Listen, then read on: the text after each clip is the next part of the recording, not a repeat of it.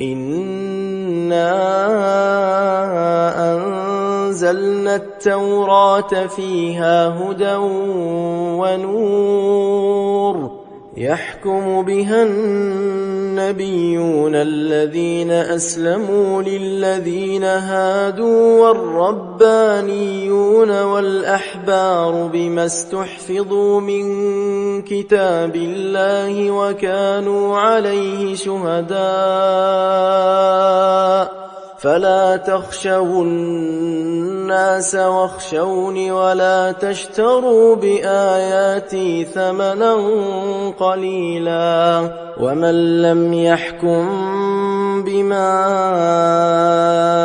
أنزل الله فأولئك هم الكافرون وكتبنا عليهم فيها أن النفس بالنفس والعين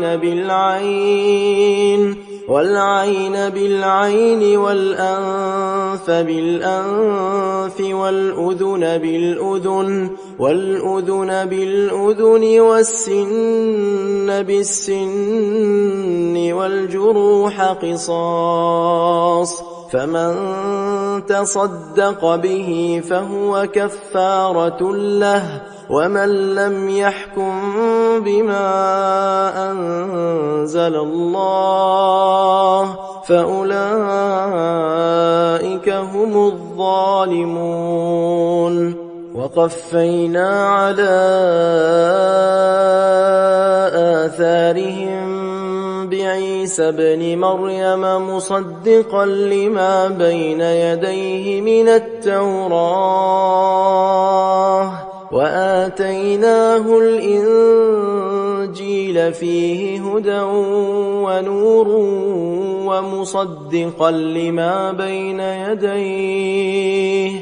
ومصدقا لما بين يديه من التوراة وهدى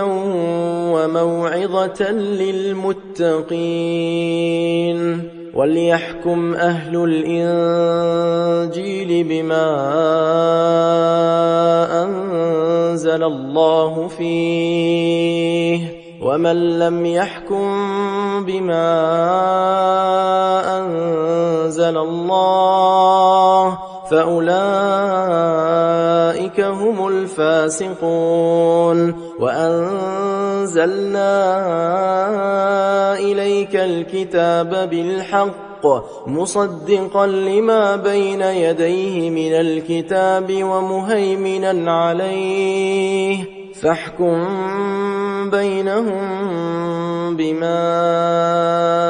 أنزل الله ولا تتبع أهواءهم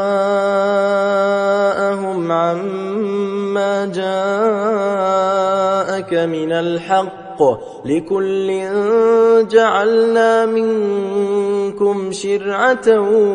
ومنهاجا ولو شاء الله لجعلكم أمة واحدة ولكن ليبلوكم فيما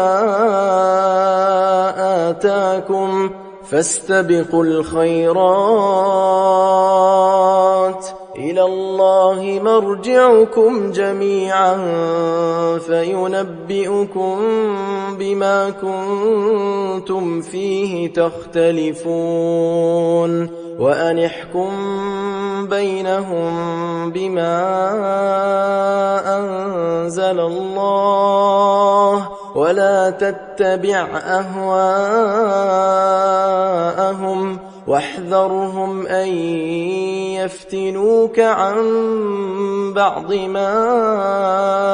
أنزل الله إليك فإن تولوا فاعلم أنما يريد الله أن يصيبهم ببعض ذنوبهم وإن كثيرا من الناس لفاسقون